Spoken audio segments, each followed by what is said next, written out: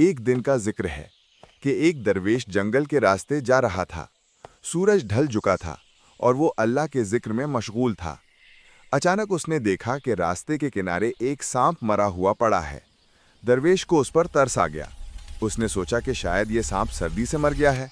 क्यों ना मैं इसे अपने कपड़े में लपेट लूं, ताकि अगर ये जिंदा हो जाए तो जंगल में वापस जा सके।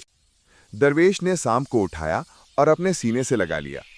कुछ देर बाद सूरज की गर्मी से सांप को होश आया। जैसे ही वो जागा, उसने दरवेश को काट लिया। दरवेश दर्द से जमीन पर गिर गया, मगर मुस्कुराकर कहने लगा, मैं जानता था तू सांप है, मगर मैंने रहम किया। कसूर तेरा नहीं, तेरे फितरत का है। ये कहकर दरवेश ने अपनी आंखें बंद कर लीं। इस वाक़े से हमें ये सीखने को मिलता है कि हर इंसान अपनी फितरत के मुताबिक अमल करता है। कुछ लोगों के साथ चाहे कितना ही भला करो, वो अपनी आदत से बाज नहीं आते।